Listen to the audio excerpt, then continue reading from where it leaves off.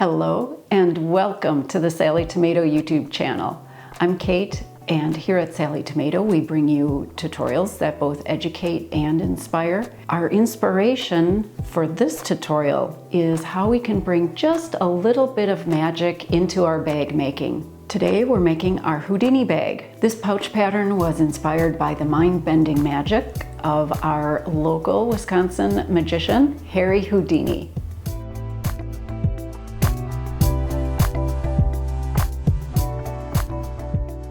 This pattern is deceptively fun in its construction, and it's a great addition to your bag collection. The Houdini is a practical pouch featuring an unusual zipper closure. You'll be amazed how easily this project comes together, and it's perfect for the Sallie Tomato Zippers by the yard. This bag can be used as a wristlet, or for handbag or travel organization. It pairs beautifully with any of our Sallie Tomato bag patterns and nestles perfectly inside any travel bag, especially the Casey or Carlton. All the patterns can be found at sallietomato.com.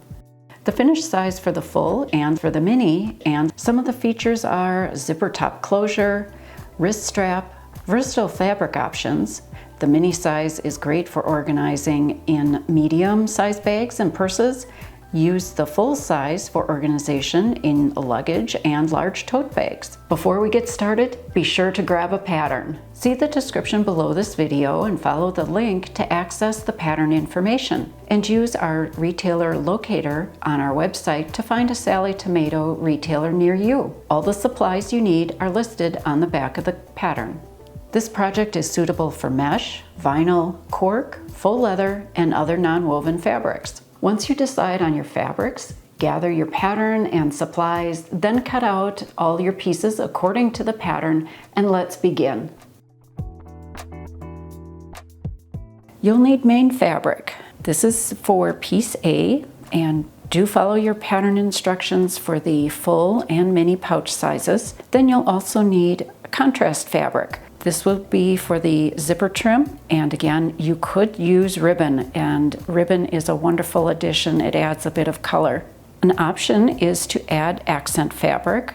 This would be for piece C, your wrist strap, and also for the optional zipper closure tab. That would be piece D. And finally, I'm showing you the optional double fold bias tape. This would be used for piece E, and that would be the seam finish for either the full or mini pouches. We're going to prepare the pouch by folding one piece A in half, right sides together, aligning the short ends and the sides. You'll sew one edge from the raw edge to the fold with a 1/2 inch seam allowance.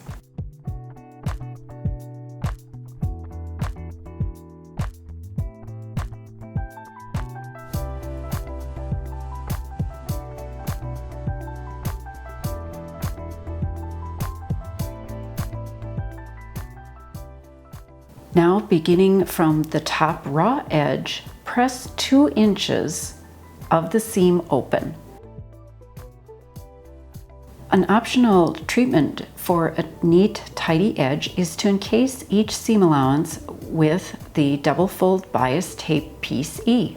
Center the piece A seam on piece E. With wrong sides together, you're going to fold the piece E end onto itself at the bottom fold edge of your piece A, and then also at the top raw edge. Top stitch along the inside folded edges of your piece E with a narrow seam allowance through all the layers.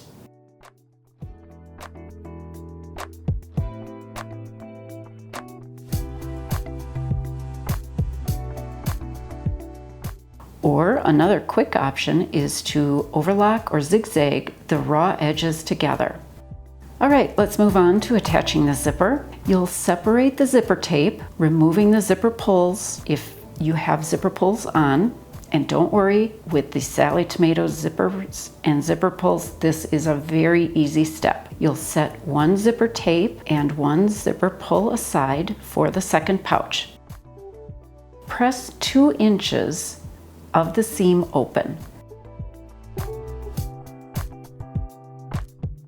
Now with right sides up, Center the seamed long raw edge of the main piece A over the zipper tape, allowing a 1/4 inch between the piece A edge and the zipper coil.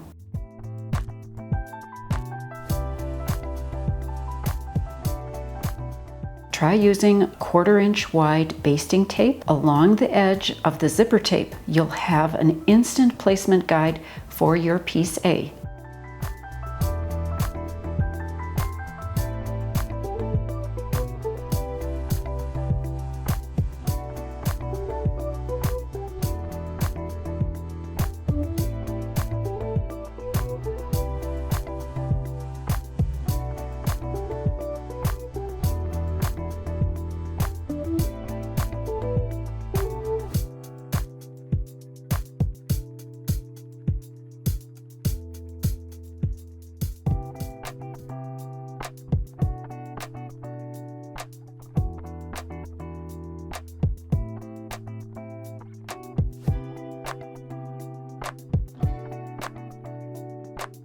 You'll baste the zipper in place, following the piece A edge with a narrow seam allowance.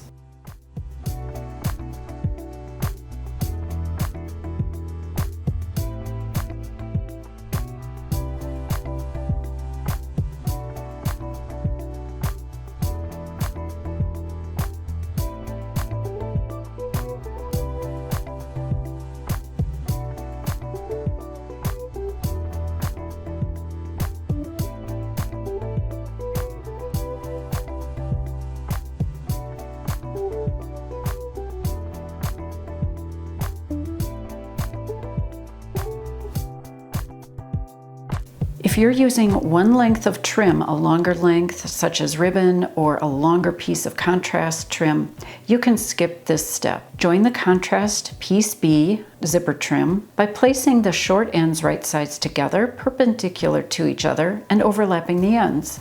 You'll sew a diagonal seam from corner to corner.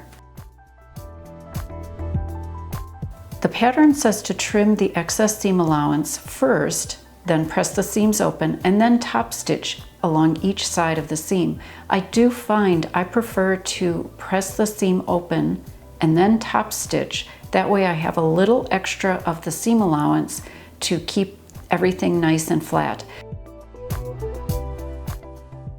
Then after my top stitching, I'll trim the excess seam allowance.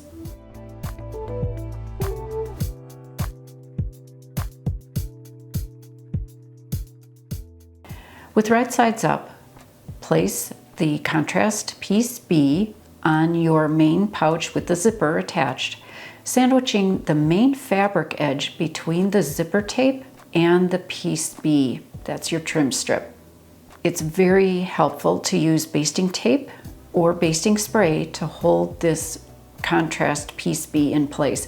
I do prefer using basting tape because it's quite narrow and just very convenient.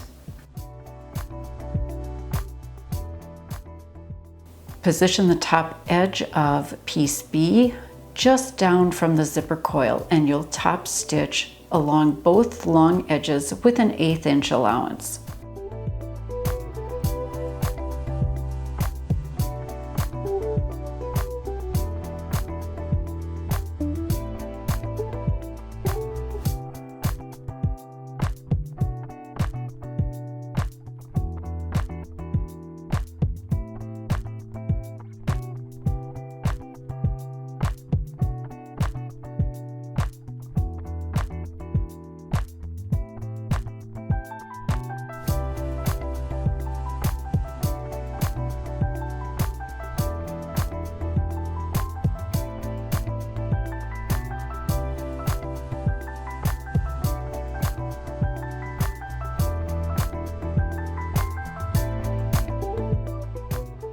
Turn the pouch right sides together, matching the raw edges. You're going to hold those raw edges together with sewing clips. That way you can determine the zipper tape ends are even. Keep the zipper tape ends flat and together, and check that the zipper tape ends are even. If they are not, do trim those so they are even. It makes attaching this zipper pull much easier. So now you're going to reattach the zipper pull. I really like using a zipper jig. It makes it very easy to reattach the zipper pull, and certainly visit our YouTube channel to watch a helpful video tutorial. If you don't have a zipper jig, you may find it a little easier to at least have your zipper tape ends with right side facing up and then reattach the zipper just by hand. It's still very easy using the Sallie Tomato Zippers by the yard and our zipper pulls. Bring the zipper pull to within 4 to 5 inches of the fold end of the zipper tape. This leaves an opening for turning later. Align and sew the remaining side edges of your pouch, beginning from the zipper coil edge to the fold with a 1/4 inch seam allowance. This is optional. If you used an edge finish for the first side of your pouch, repeat that same finish on this seam. I'm going to show you the zipper tab being added onto the zipper for the mini pouch. However, you'll notice that the zipper is quite a bit longer because the pouch is smaller, so you can trim the zipper length to whatever you're comfortable with. There's enough length that you could actually achieve another small zipper, perfect for a pocket in another project. I'm going to leave just enough zipper tape extending to easily attach the zipper tab. You can skip this step if you're adding a metal zipper end. With wrong sides together, align the closed raw end of the zipper along the center of the accent piece D, that's the zipper tab, and then top stitch following the zipper raw end. Fold the tab in half, covering the right side of the zipper end. Now you're going to top stitch following the raw edge of the zipper tab.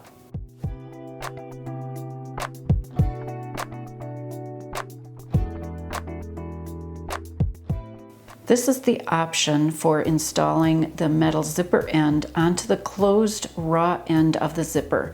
As you can see here, I've added the metal zipper end onto the full-size pouch. Now you can turn the pouch right sides out through the opening in the zipper.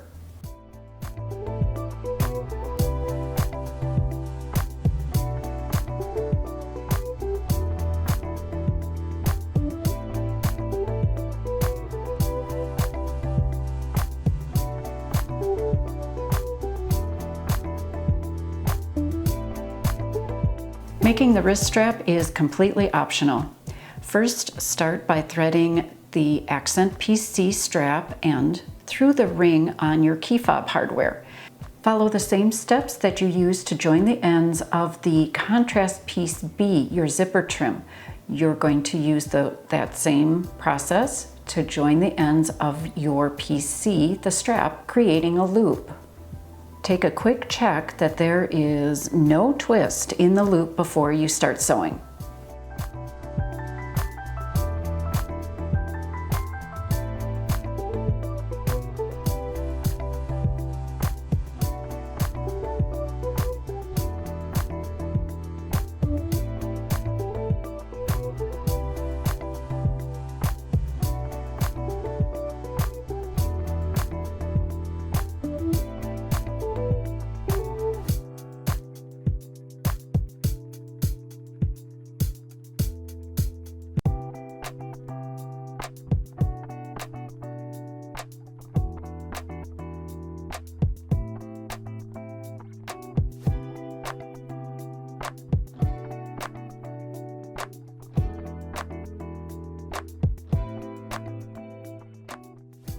With wrong sides together, you're going to fold the strap, long edges to the center.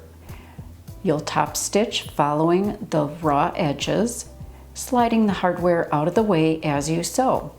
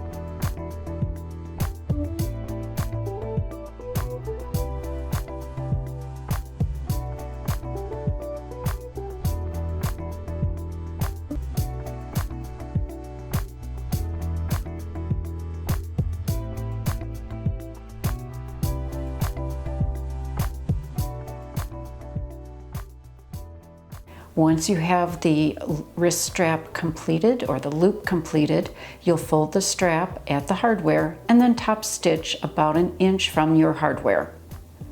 To attach the wrist strap, just slide the key fob hardware over one side edge of your pouch, sandwiching the seam allowance between the hardware clamp. Then secure the hardware in place. I did find it easier to add the key fob at the fold edge of the contrast. There's a little less bulk, making it a little easier to secure. I hope you enjoyed learning how to make the Houdini bag. Let us know in the comments if you have any other questions or suggestions for this pattern.